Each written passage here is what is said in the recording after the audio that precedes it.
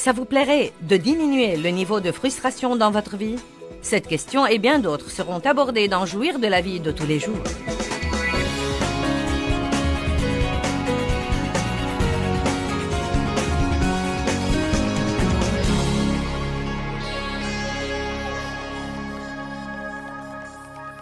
Avez-vous connu beaucoup de frustration dans votre vie? Eh bien, vous savez, nous nous sentons frustrés quand nous essayons de faire quelque chose, mais sans y parvenir. Quand nous avons quelque chose dont nous voulons nous débarrasser dans notre vie et dont nous ne pouvons pas nous débarrasser, ou quand il y a quelque chose que nous n'avons pas et que nous aimerions avoir, mais sans y vraiment parvenir. Nous nous sentons très frustrés quand nous savons que Dieu pourrait facilement faire quelque chose, mais qu'il ne le fait pas. Est-ce que cela ne vous rend pas fou parfois? Et quand nous devons attendre et attendre et attendre et attendre, et que nous n'avons pas envie d'attendre? Eh bien, je pensais avant que c'était le diable qui me frustrait. Jusqu'au moment où j'ai trouvé un passage dans 1 Pierre 5 qui dit que Dieu lui-même nous résiste, nous frustre et nous fait obstacle quand nous essayons de faire les choses nous-mêmes dans une attitude fière et hautaine, au lieu de nous humilier et de demander son aide et son support. Donc, pendant les années où j'essayais de changer, j'étais frustrée parce que c'était moi qui essayais. Je ne demandais vraiment pas à Dieu de le faire. Et les années où j'ai essayé de changer mon mari. Y a-t-il des femmes ici qui n'ont jamais essayé de changer leur mari? Et des hommes qui ont essayé de changer leur femme? Et des... Maintenant, minute frère, vous avez l'air surexcité. Ou quelqu'un qui a essayé de changer un de ses enfants, ou d'amener un de ses amis à se comporter de façon différente, ou de changer quelque chose, ou quelqu'un qui a essayé d'agrandir son ministère. Vous savez que vous êtes appelé au ministère et vous pensez qu'il est censé être grand, mais tout reste petit. Et si nous avons des gens frustrés comme ça, et si vous avez cette promotion au travail que vous savez que vous méritez, vous savez, il y a toujours quelque chose qui peut nous exaspérer et nous frustrer. Pas seulement les choses comme ça, mais même les petites circonstances de tous les jours. Je me surprends parfois à dire, eh bien, ça m'exaspère. Eh bien, ça m'exaspère. Et vous savez, Jésus n'est pas mort pour que nous soyons frustrés et exaspérés. Il est mort pour que nous ayons la paix qui surpasse toute intelligence et la joie indicible. Et je suis le genre de personne qui... Si je n'ai pas ce que je suis censé avoir, je suis prête à cerner le problème. Et j'entends dire par là, bon, si je n'ai pas ce que je suis censé avoir, pourquoi donc ne l'ai-je pas? Et je commence à penser aux différentes choses qui peuvent être les racines du problème dans ma vie pour que je puisse jouir du bon fruit que Dieu veut que j'aie. Et donc, tout au long des années, une des choses que Dieu m'a apprises était la grâce de Dieu. Je sais que nous entendons parler très souvent de la grâce en ce qui concerne le salut, mais... Dieu veut non seulement que nous soyons sauvés par la grâce, il veut que nous apprenions à vivre par la grâce. Et je crois qu'il nous donne la grâce quelles que soient nos circonstances dans la vie. J'ai dit hier soir que tout ce que Dieu vous donne à faire, vous pouvez le faire, mais vous ne pouvez pas le faire par les présomptions ou les suppositions, ou parce que vous avez reçu une bonne éducation, ou que vous êtes quelqu'un d'intelligent et cool. Vous devez le faire en vous appuyant sur Dieu. Non, mais littéralement, comme si vous étiez une personne désespérée. Dieu, j'ai besoin de toi, je ne peux pas faire ça sans toi, tu dois m'aider. Passez du temps avec lui, attendez dans sa présence, demeurez en lui, dites-lui que vous savez que sans lui, vous ne pouvez rien faire. J'ai dit hier soir que j'allais à l'église et que j'entendais des sermons et que j'avais besoin de ces sermons. Et effectivement, je me disais... C'est mon cas, j'ai un problème avec ça. Et puis je rentrais à la maison et j'essayais de changer et je me sentais frustrée. Et plus j'essayais de changer, plus ça empirait. Et je ne comprenais pas. Et je pensais, mais j'essaye. J'essaye vraiment. Êtes-vous jamais passé par là? Je ne comprenais pas. J'essaye. J'essaye. Mais vous voyez, je devais changer mes efforts en confiance.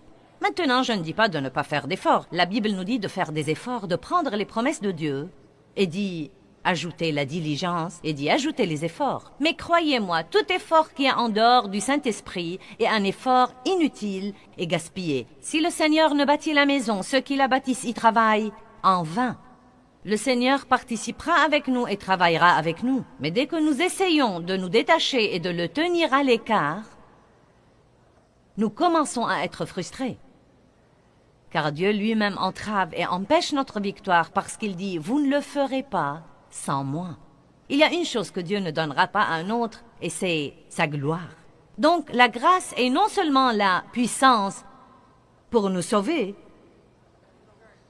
mais encore la puissance dont nous avons besoin pour tout ce que nous faisons. La Bible ne dit pas que nous pouvons seulement avoir la grâce, mais encore plus de grâce. Grâce, grâce et plus de grâce. Donc j'ai trouvé que chaque fois que j'étais frustrée parce que j'essayais de faire les choses moi-même au lieu de faire confiance à Dieu.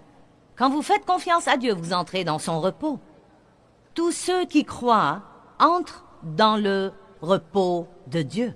Donc ce soir, nous allons parler de deux aspects de la grâce. Nous allons parler de recevoir la grâce, mais nous allons aussi parler de donner la grâce à tous les gens. Notre Dieu est un Dieu miséricordieux et un Dieu d'amour, lent à la colère et riche en bonté.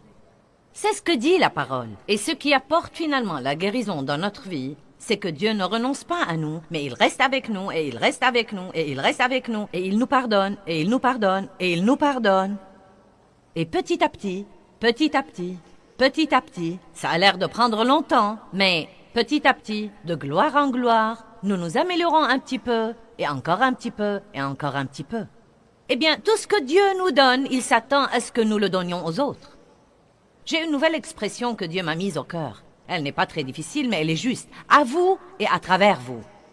Dieu n'a aucun intérêt à vous donner quelque chose si vous ne le passez pas aux autres. Car si Dieu vous donne cette chose et que vous gardez cette chose pour vous-même, vous devenez de plus en plus égoïste et égocentrique. Mais si Dieu sait qu'il peut faire passer quelque chose à travers vous, il sera alors très heureux de vous le donner. Donc, quand vous apprenez à recevoir la grâce et la miséricorde et le pardon de Dieu et que vous êtes disposé à le faire passer aux autres à travers vous, vous gardez ce canal ouvert et vous pouvez commencer à mener une vie supérieure à tout ce que vous avez vécu auparavant, que vous en serez stupéfait. Mais savez-vous combien de chrétiens fâchés nous avons au monde qui ne sont pas prêts de pardonner à quiconque pour quoi que ce soit? Et ils trouvent toutes sortes d'excuses et nous reviendrons sur ce point dans un moment. Nous allons d'abord à Éphésiens chapitre 4. Nous allons voir ensemble quelques passages bibliques qui parlent de la grâce. Ce n'est peut-être pas votre cas, mais Dieu me parle régulièrement de ma bouche. Ça ne vous ennuie vraiment pas si je vous dis 2 mots sur votre bouche? Si vous n'en avez pas besoin, gardez-les pour plus tard, mais il y a de grandes chances que vous en ayez besoin. Éphésiens 4:29 dit qu'aucun langage grossier ou polluant et qu'aucune parole mauvaise ou malsaine ou sans valeur ne sorte de votre bouche, mais quelques bonnes paroles et bons propos propres à l'édification spirituelle des autres, selon le besoin et l'occasion, afin qu'elles bénissent et communiquent une grâce, la grâce de Dieu, à ceux qui en ont besoin.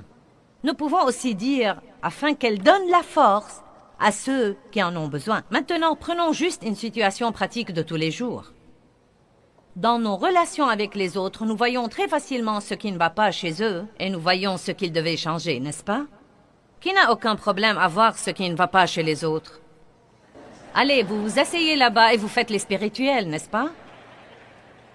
Non, mais vous pouvez regarder quelqu'un de la tête aux pieds et l'écouter seulement quelques minutes et décider déjà qu'il n'a pas besoin de ce genre de voiture et que vous n'aimez pas ses cheveux et que vous n'aimez pas la marque de ses habits et que vous n'aimez pas son attitude et qu'il mange trop et qu'il a besoin de ceci et de cela et de quelque chose d'autre. Et la moitié du temps, vous ne savez même pas encore son nom. Et vous avez décidé tout ça. Donc, laissez-moi vous dire une chose. Un des plus grands problèmes dans les relations, écoutez-moi, un des plus grands problèmes dans les relations, c'est l'abondance des critiques et le manque d'édification. Certains d'entre vous ont des problèmes dans leur mariage et vous pourriez redresser la situation en moins d'1 mois si vous arrêtez d'exagérer le négatif et commencez à chercher le positif. Si vous pouvez juste vous engager pour 30 jours à vous abstenir de toute critique et à garder le silence là-dessus, à prier là-dessus si vous pensez que ça a besoin de prière, et à laisser Dieu seul s'occuper des gens. Mais chargez-vous de les aider et de les édifier.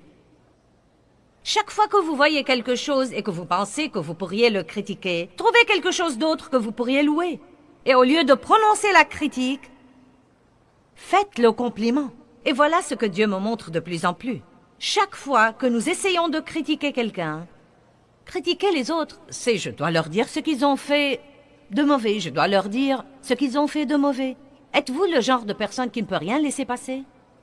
Combien d'entre vous apprécieront quand ils font quelque chose de mauvais que personne n'en parle? Ce serait bien de ne pas le mentionner. Vous savez, tous ceux qui sont mariés et qui se retrouvent tout le temps ensemble ou tout le temps avec leurs enfants, vous savez, nous avons tous nos petites habitudes. Nous remarquons celles des autres, mais non pas les nôtres. Et je dois faire monter Dave ici pour découvrir ce que sont les miennes, car, vous savez, je suis inconsciente des miennes. Mais vous savez, évidemment, je sais ce que sont les siennes quand il laisse souvent la lumière allumée dans son placard. Ou quand il se lève de la table et ne remet pas sa chaise à sa place. Il la laisse telle qu'elle. Il m'est facile de dire, tu n'as pas remis la chaise à sa place, encore une fois. Tu n'as pas éteint la lumière dans ton placard. Nanana, nanana. Vous savez, vous devez juste le dire. Après tout, vous voulez vraiment le dire parce que vous craignez que si vous ne le dites pas, ça se répétera. Et Dieu seul sait, nous ne voulons pas remettre cette chaise à sa place ou éteindre la lumière. Ça nous exaspère énormément de le faire, dans l'amour, et de laisser notre bouche fermée. Eh bien, en fait, il y a très longtemps, Dieu a commencé à s'occuper de moi pour ne pas mentionner des choses comme ça, et que ce serait un vrai geste d'amour d'aller le faire moi-même. C'est une autre façon de servir votre famille. Et je ne parle pas, vous savez, de permettre aux autres de mettre du désordre que vous devez nettoyer tout le temps. Je ne parle pas de tout ça. Il y a des gens qui divorcent à cause de la façon dont leur partenaire presse le tube du dentifrice. Non mais allez, nous devons avoir un peu plus de bonne grâce dans nos attitudes et nos comportements. Je vois venir une révélation. Tout le monde ne doit pas tout faire exactement comme vous pour être bien. Pouvez-vous croire ça? J'ai dit, tout le monde ne doit pas tout faire exactement comme vous pour être bien. Et je vois venir une autre révélation. Je sais que c'est difficile à croire, mais il y a une vague possibilité que bien que vous croyez que vous agissez comme il faut et que vous avez toujours raison,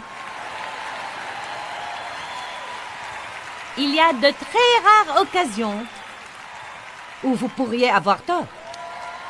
Et un petit peu d'humilité prendrait ceci en considération et pourrait améliorer les relations. Soyez disposés, même pour 30 jours, à vous abstenir des critiques et des plaintes et de mentionner ouvertement toutes les petites choses embêtantes et agaçantes que font les autres. Et au lieu de cela, car ça ne suffit pas de perdre les mauvaises habitudes, nous devons prendre de bonnes habitudes. Vous m'entendez?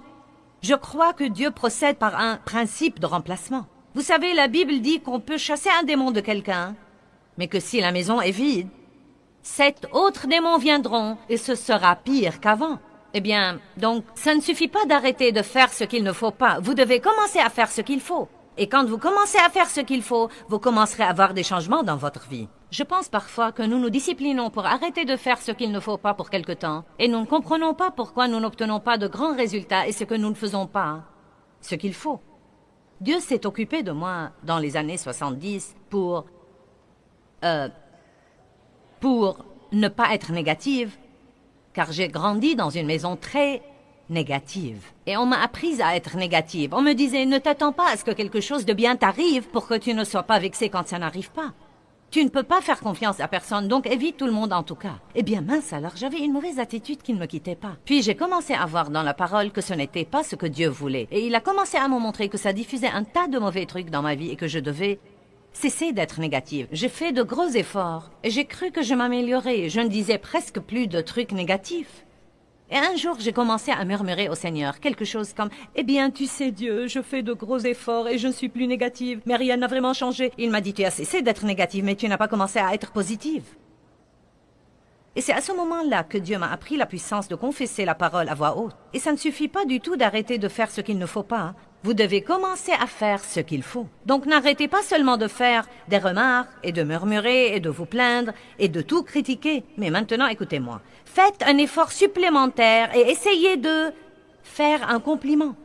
Sûrement, il n'y a aucun de vous dans cette salle, qui que soit le partenaire qui fait tout pour vous embêter. Si vous essayez vraiment, vous trouverez sûrement au moins une seule chose chez lui que vous aimez et que vous admirez, et pour laquelle vous pourriez le complimenter.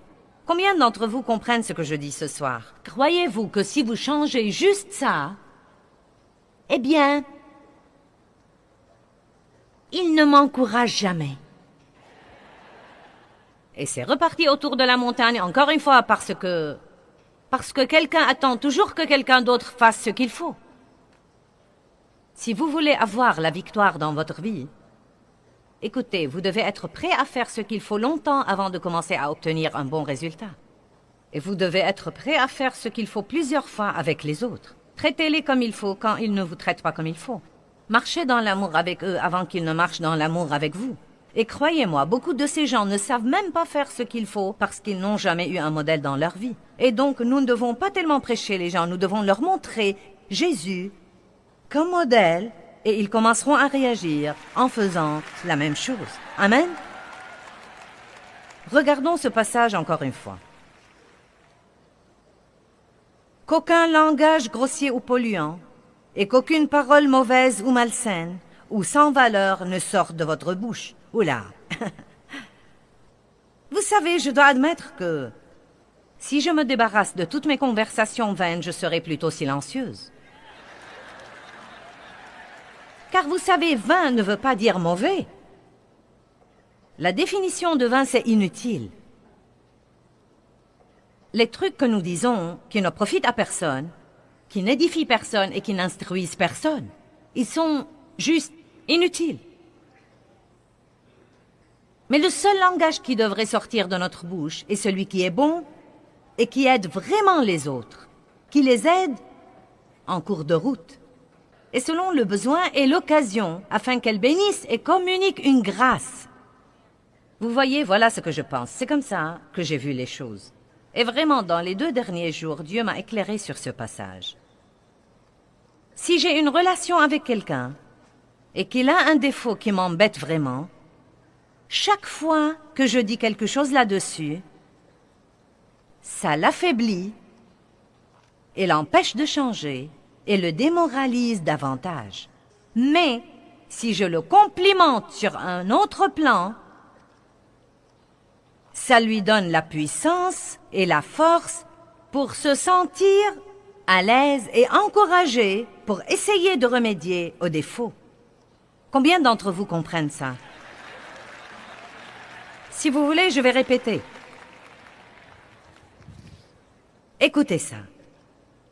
Si quelqu'un a un défaut et que vous lui en avez déjà parlé 1000 fois, vous ne lui dites rien de neuf. Chaque fois que vous continuez à lui en parler, ça l'affaiblit de plus en plus et le démoralise de plus en plus. Et à ce moment-là, il n'aura pas la puissance pour essayer d'y remédier. Mais ce que le Seigneur m'a mis sur le cœur, c'est que si vous le complimentez et que vous trouvez quelque chose de bon à dire, ça lui donne de la force et ça l'encourage assez pour changer. À ce moment-là, il voudrait changer la chose que vous n'aimez pas parce qu'il veut vraiment la changer. Et non pas parce qu'il sent que s'il ne la change pas, vous allez le rejeter et interrompre la relation avec lui. Combien d'entre vous seraient prêts à faire davantage de compliments et moins de critiques? Maintenant, Dieu voit votre main. Il voit votre main. Amen.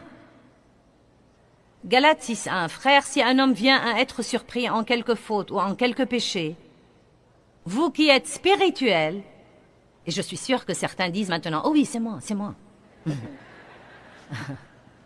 Ceux d'entre vous qui sont sensibles à l'esprit et contrôlés par l'esprit devriez le redresser. Nous aimons cette partie.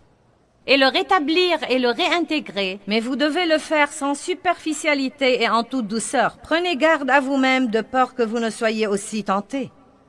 Soutenez, supportez, portez les fardeaux les uns des autres et les défauts moraux gênants. Que veut dire cela?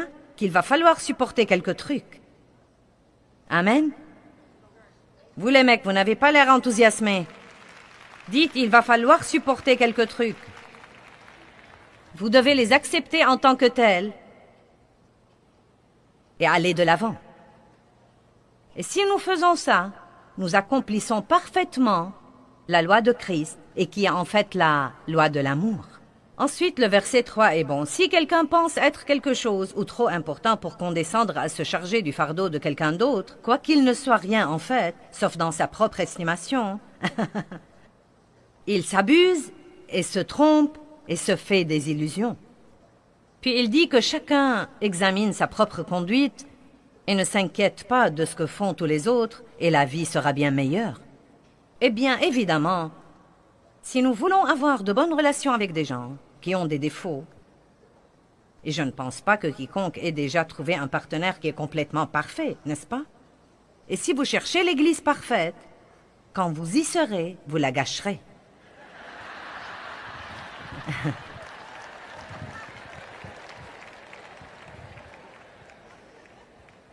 Ce que je dis est vrai en fait. Une dame est venue voir un homme qui a été mon pasteur pour très longtemps dans notre église. Elle lui a dit, « Pasteur, je me marie la semaine prochaine pour la 7e fois et je veux que tu pries pour que cet homme soit gentil et me traite bien. » Il a dit, « Maintenant, minute, c'est ton 7e mari. As-tu jamais pensé que tu es le dénominateur commun dans tous ces mariages et que peut-être tu as des choses dans ta vie qui doivent être changées. Donc il n'y a pas de situation parfaite. Il n'y a pas de travail parfait. Il n'y a pas d'église parfaite. Il n'y a pas d'enfants parfaits ou d'époux parfaits ou de voisins parfaits. Si vous voulez avoir des relations avec les gens qui vous entourent et si vous voulez vivre heureux sans être frustré tout le temps, il va falloir que vous appreniez à vraiment bien pardonner. Et il va falloir que vous appreniez à pardonner rapidement et fréquemment. À dire vrai, si vous voulez vivre sans offense et sans conflit et sans amertume et sans ressentiment, vous devriez peut-être pardonner plusieurs fois tous les jours parce que vous avez de nombreuses occasions d'être vexé. Et vous savez, ce sujet me préoccupe vraiment. Et j'ai senti que Dieu m'a poussé à en parler ce soir dans ce message, bien qu'il n'en fit pas partie au départ. Car vous n'avez pas idée combien de personnes dans le corps de Christ gâchent la vie que Dieu leur a donnée, parce qu'ils ne peuvent pas surmonter cette situation. À tout bout de champ, ils se mettent en colère à cause de quelque chose. Ils n'aiment pas ceci et ils n'aiment pas cela et ils n'aiment pas ceci et ils n'aiment pas cela. Tu n'as pas fait ceci et tu n'as pas fait cela. Tu aurais dû faire ceci ou cela. Tu ne me traites pas comme il faut. Tu ne me donnes pas ceci et ce que tu as dit m'a blessé et tu m'as offensé. Et en fait, il n'y a pas moyen d'avoir la moindre puissance de Dieu dans nos vies sans avoir la moindre unité. La Bible nous parle de la puissance que nous pouvons avoir si 2 croyants s'accordent. Juste 2. Il dit, si je peux juste trouver 2 personnes. Donc imaginez la puissance que nous pourrions avoir si toute l'Église est unie. Pourquoi? Je veux dire, pas besoin d'Einstein pour comprendre pourquoi les églises ne sont pas pleines. Pourquoi la taille de l'église moyenne est de 80 à 150 personnes. Et pourtant, tant de gens au monde mènent une vie misérable. Il n'y a pas de puissance dans ces églises, car très souvent, elles sont remplies de conflits. Les gens de la chorale sont fâchés contre le chef de la chorale et les gens de l'église, ainsi que le personnel, sont fâchés contre le pasteur, et le pasteur est fâché à son tour. Et tout le monde sourit l'un à l'autre et porte son visage d'église, et nous chantons « Louez le Seigneur » dans l'allégresse collective bébé. Et nous nous demandons pourquoi rien ne change. J'ai dit ça à quelqu'un l'autre jour et je le dis de tout mon cœur. Il y a une chose qui nous manque et c'est la crainte révérentielle de Dieu. Et Dieu dit que le soleil ne se couche pas sur votre colère. N'ouvrez pas la voie au diable. Vous dites, eh bien, tu ne sais pas, ce qu'ils m'ont fait, et c'est vraiment trop dur. Non, ce n'est pas trop dur, et c'est notre plus grand problème. La plus grande excuse que nous trouvons pour ne pas obéir à Dieu, et c'est vraiment trop dur. Et ce n'est pas trop dur parce que Dieu ne nous dit pas de faire quelque chose que nous ne sommes pas capables de faire. Peut-être que c'est dur, mais ce n'est pas trop dur.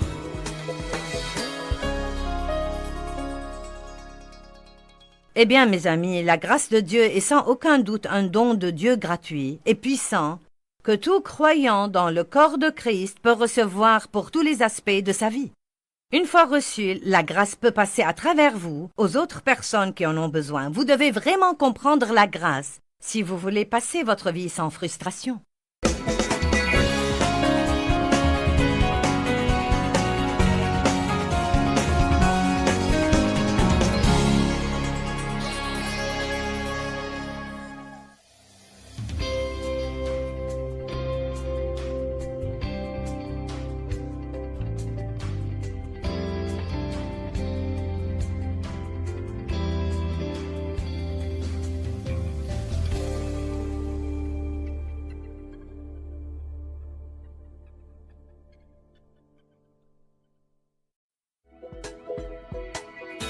Aujourd'hui, dans Jouir de la vie de tous les jours, vous allez découvrir comment apprendre à ne pas vivre tout le temps en plein chagrin et à profiter de plus de paix.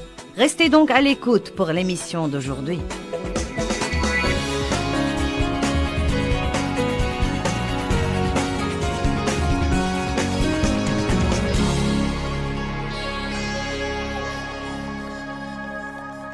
J'aimerais que nous nous débarrassions de l'excuse qui dit « c'est vraiment trop dur ».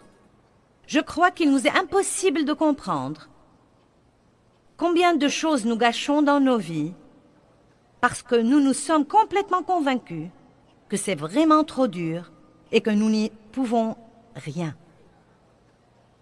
Maintenant, écoutez-moi. Je vous aime beaucoup et c'est pourquoi je fais ça et je suis là. Sinon, je me serais déjà acheté un fauteuil à bascule pour balancer mes petits-enfants quelque part. Je suis là parce que je sais ce que le diable peut faire aux gens s'ils ne savent pas la vérité. J'en ai vu de dur dans ma vie. Et je crois que Dieu m'a donné le don pratique de communiquer avec les gens d'une façon qui, j'espère, ne vous semble pas trop spirituelle et trop utopique, mais que vous pouvez prendre à la maison et commencer immédiatement à l'appliquer dans votre vie. Et croyez-moi, tout ce que la Bible vous dit de faire, quels que soient les commandements de la Bible, que ce soit pardonner aux autres ou donner ou espérer en Dieu ou quoi que ce soit, tout ce que la parole vous dit de faire, vous pouvez le faire. Nous aimons parler de Philippiens 4,13 et le citer. Citons-le donc dans cette situation. Je peux tout faire.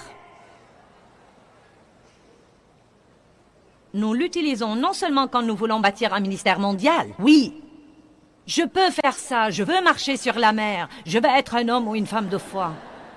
Mais encore, quand nous avons envie d'assommer quelqu'un, ou quand nous entrons dans une pièce et que la dernière personne au monde que nous voudrions voir est là, et nous nous disons, ne me dis pas, Dieu, qu'elle est là, je ne supporte pas ça. Pas question. Eh bien, si j'avais su qu'elle serait là, je ne serais sûrement pas venue. Maintenant, vous comprenez, je lui ai vraiment pardonné. J'ai prié la prière officielle du Seigneur. Je te pardonne et je t'aime avec l'amour du Seigneur. J'en ai assez de ces trucs-là. Oui, oui, sœur, je t'aime avec l'amour du Seigneur. Mais vous médisez d'elle dans son dos. Vous l'évitez, vous l'ignorez, vous êtes dévoré de jalousie quand vous apprenez qu'elle a été bénie. Et vous pouvez à peine supporter les gens quand vous entendez quelqu'un dire du bien de quelqu'un qui vous a blessé. Et il vous est presque impossible de ne pas dire « Eh bien, vous ne savez pas ce que je sais moi-même. » Laisse-moi te dire une chose. Maintenant, tu comprends. Je ne te dis pas ça que pour prier.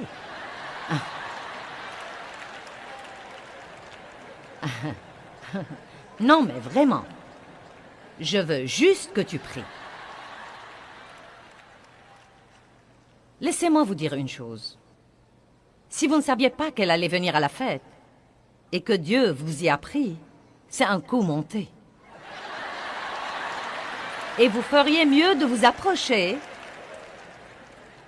et vous feriez mieux de lui parler, et vous feriez mieux de dire « Dieu, je vais faire ça, et je vais le faire pour toi, parce que je ne veux pas mordre à l'hameçon du diable, et vivre malheureuse, et vivre fâchée et vexée pour quelque chose que je ne peux pas changer. » Pourquoi vivre malheureuse pendant que la personne qui vous a fait du mal s'amuse bien quelque part et se fiche pas mal de votre malheur?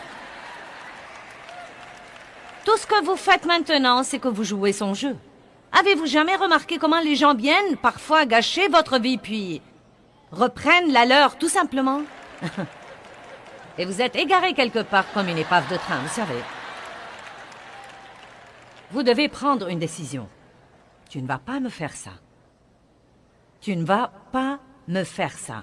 C'est clair? Jésus-Christ m'a racheté. Oui, il m'a racheté de l'abîme et je ne vais pas y vivre, ni pour toi, ni pour qui que ce soit. Amen.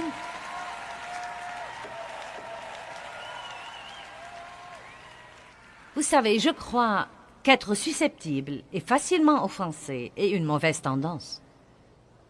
Je ne crois pas qu'il y ait de la piété là-dedans. La Bible dit que l'amour n'est pas susceptible, et nous pensons qu'il n'y a pas de mal à ça. Eh bien, je suis susceptible. N'est-ce pas? Ouais, je suis une de ces personnes sensibles et susceptibles. Et vous savez, je n'y peux rien, je suis facilement blessée. Si, vous pouvez. Surmontez-le. Vous pouvez vous parler tout seul.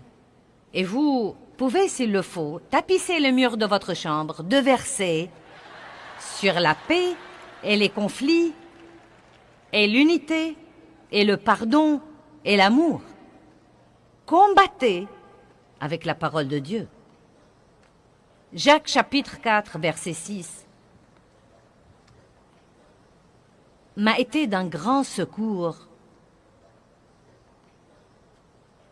dans les premières années de ma vie avec Dieu. Et c'était avant de bien comprendre la grâce de Dieu. Mais c'était un des versets que Dieu m'a donné pour m'aider à comprendre la grâce de Dieu. Vous voyez, quand je suis blessée et fâchée et offensée et vexée, je peux m'en remettre, mais je ne crois pas que ce soit possible pour la détermination seule ou par la décision seule. Je crois que je dois recevoir la grâce de Dieu et sa puissance pour le faire.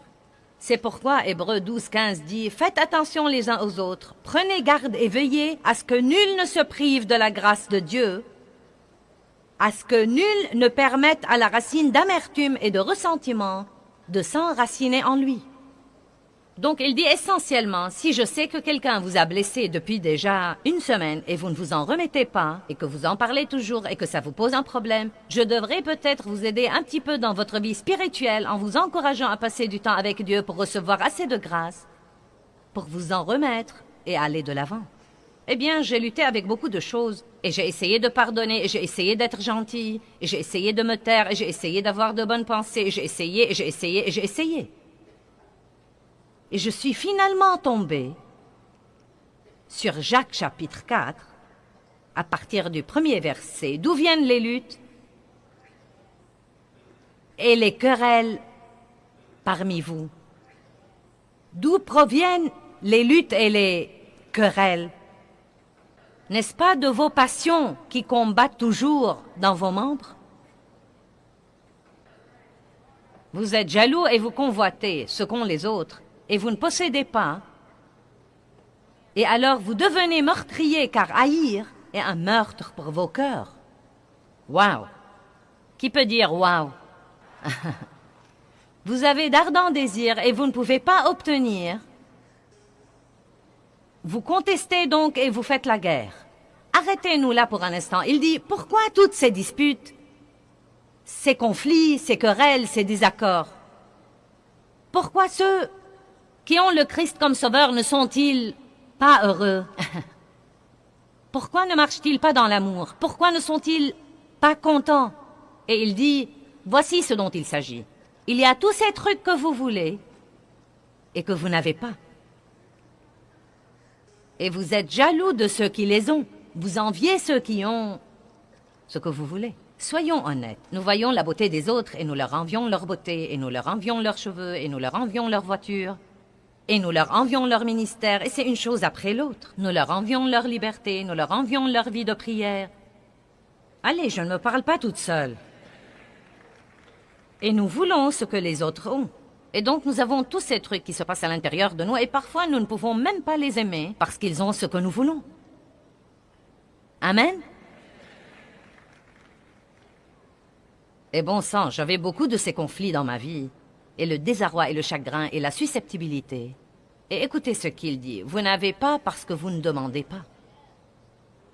Pourquoi avons-nous beaucoup de conflits? Car nous voulons faire que les choses se produisent au lieu de les demander à Dieu et de lui faire confiance comme quoi, si c'est bon pour nous, il ne le fera. Et s'il ne le fait pas, ce n'est pas qu'il refuse de le faire, mais qu'il a quelque chose de mieux et que nous ne sommes pas encore assez sensés pour savoir le demander. C'est incroyable ce qui arrive avec beaucoup plus de confiance et un peu moins d'effort.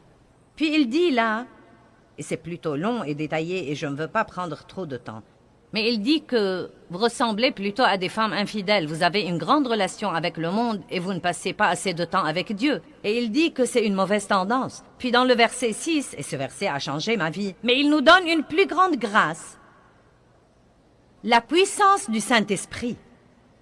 La puissance du Saint-Esprit. C'est quoi la grâce? C'est la puissance du Saint-Esprit qui nous aide à vaincre complètement cette mauvaise tendance et toutes les autres tendances. Parce que Dieu résiste aux orgueilleux, mais il donne la grâce aux humbles. Donc, qu'est-ce que cela veut dire pour moi sur un niveau personnel?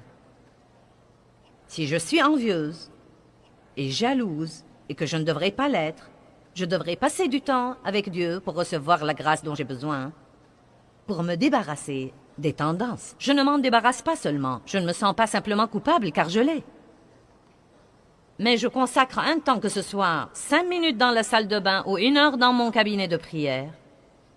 Et je prie pour cette chose. Dieu, tu dois m'aider. Aide-moi, Dieu, aide-moi, aide-moi. Je ne veux pas être comme ça. Je ne vais pas être comme ça. Je refuse d'être comme ça. Je ne peux pas écouter les mensonges du diable. Eh bien, c'est vraiment trop dur, et ce n'est pas bien, et ce n'est pas juste, et vous ne comprenez pas, et je n'y peux rien, je suis une personne susceptible. Vous tournez et tournez et tournez autour de la même montagne. Vous devriez dire, je peux faire tout ce que Dieu me dit de faire par le Christ qui me fortifie. Il me donne la grâce pour tous les jours de ma vie. Et non seulement la grâce, mais grâce sur grâce sur grâce sur grâce. S'il vous plaît, croyez-moi, quel que soit ce qui se passe dans votre vie, Dieu vous donnera la capacité d'être dans cette situation et de marcher dans le fruit de l'esprit et d'avoir toujours la joie et d'avoir toujours la paix si vous apprenez à demander son aide et à arrêter d'essayer de faire les choses vous-même. Mais tombez à ses pieds et dites, Dieu, tu dois m'aider. Tu dois m'aider, tu dois m'aider, tu dois m'aider. Je ne sais pas pourquoi en particulier. Eh bien non, mais je sais pourquoi. Vous visitez quelques endroits et vous sentez une opposition spirituelle différente de celle que vous sentez ailleurs. J'ai arrêté il y a longtemps d'essayer de comprendre pourquoi. Je pensais au début que c'était moi. Qu'est-ce qui ne va pas chez moi? Il y a quelque chose qui ne va pas chez moi. Où est mon onction? Qu'est-ce qui ne va pas chez moi? Et pour une raison ou une autre, ça a été un peu plus dur que d'habitude pour moi, ici ce week-end. Et Darlene a dit la même chose. Maintenant, ça ne veut pas dire que c'est une mauvaise ville et qu'il y a un tas de trucs terribles qui ont lieu là. Cela veut dire simplement s'il y a une sorte d'opposition ici, que nous n'avons pas rencontré dans la dernière ville, que nous avons visité. Et donc, j'ai dû me cramponner davantage à Dieu. Et j'ai dû... Non, mais même pendant l'adoration, je priais, Dieu, tu dois m'aider. Je me sens aussi loin comme bois mort. Aide-moi, Dieu, aide-moi, aide-moi, aide-moi. Eh bien, vous savez quoi? J'adore quand j'éprouve toutes les sensations. Oh, oh, de l'onction. Mais je ne dis pas que je ne vais pas prêcher parce que je ne les éprouve pas. Donc, ce que je fais, c'est de retrousser mes petites manches spirituelles et vous ne me voyez pas le faire. Mais c'est comme si je disais, eh bien, d'accord, diable, tu veux un combat et tu l'auras. Car je vais faire ce que je suis venu ici pour faire.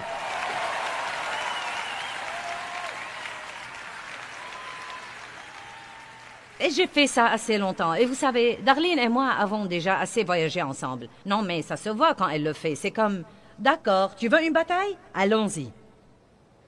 Et vous priez encore plus fort. Et vous allez tous avoir des jours comme ça dans votre vie.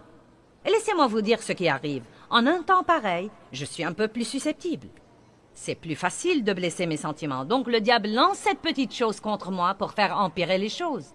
Et vous savez, peut-être qu'il y a quelque chose que quelqu'un fait parfois et qui vous embête et qu'il n'a pas fait depuis 10 ans et il le fera aujourd'hui, car aujourd'hui est le jour où vous ne le voulez pas. Et vous devez vous rendre compte que vous devez dire en ces jours-là, « Dieu, tu dois m'aider, tu dois m'aider, tu dois m'aider, tu dois m'aider. » Vous devez prier un peu plus, passer un peu plus de temps tout seul. Mais ce que vous ne pouvez pas faire, c'est de laisser le diable triompher et de le laisser faire à son idée. Vous savez pourquoi? Car si vous ne gagnez pas votre bataille maintenant, vous y serez confronté jour après jour après jour. Et quand le diable se rend compte que vous n'allez pas abandonner, il ira embêter quelqu'un d'autre qu'il espère vaincre. Allez, est-ce que quelqu'un a un peu de détermination sainte ce soir pour faire ce que Dieu veut qu'il fasse de la façon dont Dieu veut qu'il le fasse? Que tout le monde dise, je ne vais pas vivre en colère. Je refuse de vivre en colère.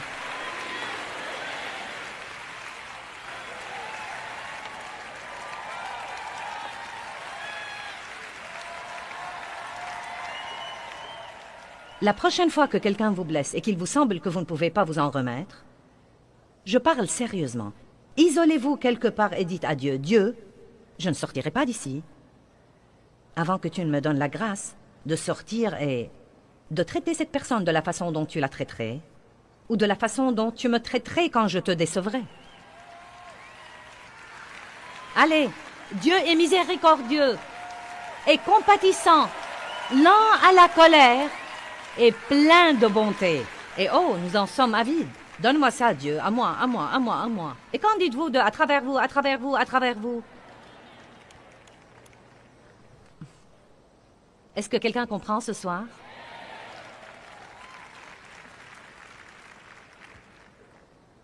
J'aimerais aller à Deutéronome 30 parce que si je ne vous le montre pas, vous n'aurez pas l'effet que j'aimerais que vous ayez. Je me suis servi de l'excuse « c'est trop dur » pour tant d'années.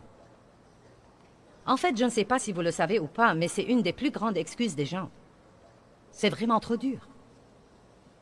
S'il y a parmi nous un leader spirituel et que vous avez parlé aux gens qui vous demandent conseil, vous savez que c'est l'une des premières et des plus grandes choses qu'ils disent. C'est vraiment trop dur. Je sais que je devrais leur pardonner, mais c'est trop dur. Je ne devrais pas avoir ce sentiment, mais c'est vraiment trop dur. Ne dites plus jamais ça, dites « je peux faire tout ce que je dois faire par le Christ ». Je peux faire ça. Je peux faire ça par le Christ qui me fortifie. Deutéronome 30, verset 11. « Car ce commandement que je te commande aujourd'hui n'est pas trop dur pour toi. » Eh bien, cela détruit cette excuse, n'est-ce pas? Car maintenant j'ai la parole de Dieu à l'appui. Vous voyez? Car ce commandement que je te commande aujourd'hui n'est point au-dessus de tes forces et hors de ta portée. Ce n'est pas un secret dans les cieux pour que tu dises « Qui montera dans les cieux et le prendra pour nous ?» Et il n'est pas au-delà de la mer pour que tu dises « Qui passera pour nous au-delà de la mer et le prendra pour nous afin que nous l'entendions et le pratiquions ?» La réponse est dans le verset 14. Mais la parole est très près de toi, dans ta bouche et dans ta pensée et dans ton cœur. Pourquoi? Pour que tu la mettes en pratique. Pour que tu la mettes en pratique. Comment pouvez-vous faire ce que Dieu vous demande de faire? Non pas en trouvant des excuses et en disant « je ne peux pas », ni en étant mené par vos sentiments et vos émotions, mais en gardant votre cœur rempli de la parole, et en gardant votre bouche remplie de la parole, et en gardant votre pensée remplie de la parole, parce que la parole de Dieu, maintenant écoutez-moi, la parole de Dieu a une puissance inhérente à elle qui vous permet de faire tout ce que Dieu vous demande de faire si vous comptez sur la parole et non pas sur vous-même. Tout ce dont vous avez besoin est dans la parole. Vous ne marcherez pas dans la victoire juste en visitant l'église. Vous ne marcherez pas dans la victoire juste en écoutant quelques CD de temps en temps. Vous pouvez avoir tous les cantiques que Darlene a jamais enregistrés. Mais cela ne vous fera pas marcher dans la victoire. Vous pouvez écouter mes sermons. Mais ce qui vous aidera à marcher dans la victoire, c'est quand vous commencez à combattre le diable avec les mots de votre bouche. Quand vous commencez à prononcer la parole à haute voix, comme a fait Jésus. Luc 4, Jésus fut conduit par l'Esprit dans le désert où il fut tenté par le diable pendant 40 jours. Et lorsqu'ils furent accomplis, quand Jésus avait faim et il était fatigué et à bout de force, c'était un de ces jours comme les jours dont je vous ai parlé. Le diable l'a tenté. Il n'est pas bête, il choisit son temps. J'ai lu quelque chose de très intéressant cette semaine. Et j'ai trouvé que c'était très bon. Vous savez, nous avons un vrai problème aujourd'hui avec les gens. En fait, personne ne tolère la solitude. Les gens veulent être occupés et faire quelque chose et avoir un genre de bruit tout le temps, la télé, la radio, les bandes, la musique, ceci, cela, quelque chose d'autre. Mais nous avons besoin de solitude. Nous avons besoin de tous ces autres trucs, mais nous avons également besoin de solitude, de calme et d'être seuls. Nous avons besoin de tout éteindre et de permettre à l'Esprit de Dieu de nous toucher. Et je n'ai pas encore lu assez à ce sujet pour en parler intelligemment, mais c'était juste une partie d'un livre que je lis. J'ai trouvé que c'était très bon. Il dit, quand les gens se calment et qu'ils n'ont rien à faire. Maintenant, ce sont des gens qui ne connaissent pas la parole et dont la pensée n'a pas été renouvelée ou qui n'agissent pas en conséquence. Il dit, quand l'esprit de quelqu'un n'est pas occupé avec quelque chose d'autre, la première chose qu'il commence à faire, c'est de penser à tout ce qui ne va pas, à tout ce qu'il n'aime pas, comment il a été maltraité, à quel point il est malheureux, et il commence juste à se sentir pire et pire et pire, et peut même être déprimé et avoir toutes sortes d'étranges pensées. Et c'est pourquoi, parfois, si quelqu'un est déprimé, nous lui disons « sors de la maison et va faire quelque chose ». C'est incroyable ce que vous pouvez être de mauvaise humeur, et tout d'un coup, vous allez quelque part, et vous savez, vous redevenez comme un petit campeur heureux. C'est tout ici, dans la tête.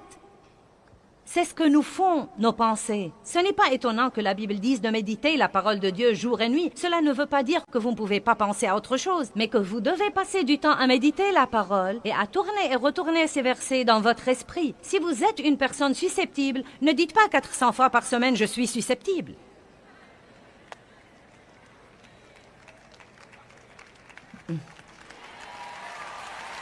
Ça ressemble à rentrer dans son cercueil et y enfoncer des clous. Je suis susceptible, je suis susceptible, je suis susceptible. Eh bien, je n'y peux rien, je suis facilement blessée.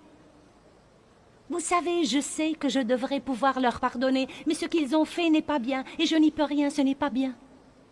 C'est vraiment trop dur, trop dur, trop dur. Non, vous devez dire ce que dit la parole. Quand le diable a dit à Jésus « Yak, yak, yak, yak, yak, yak », Jésus lui a dit « Il est écrit ». Et laissez-moi dire une chose, mes chers. Quand vous ouvrez votre bouche et que vous commencez à dire à haute voix ce que vous avez entendu à l'église et ce que vous avez entendu dans les CD et ce que vous avez entendu à la télé et ce que vous avez entendu à la radio, quand vous vous impliquez et que votre bouche devient l'épée tranchante du Seigneur, vous allez gagner des batailles. Vous vous parlez tout seul en tout cas, et vous feriez aussi bien de commencer à dire quelque chose qui va vous aider.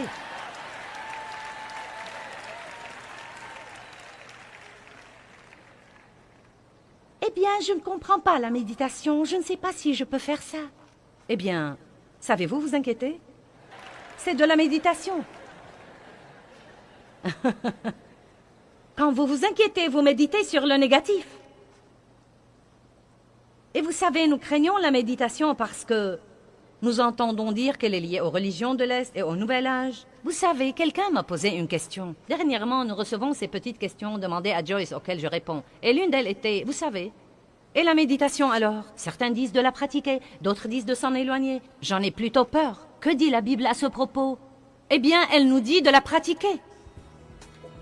Josué 1,8 dit « Médite la parole de Dieu jour et nuit pour agir fidèlement selon tout ce qui y est écrit. »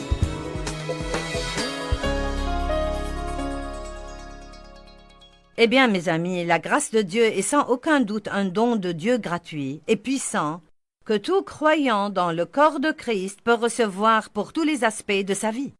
Une fois reçue, la grâce peut passer à travers vous aux autres personnes qui en ont besoin. Vous devez vraiment comprendre la grâce si vous voulez passer votre vie sans frustration.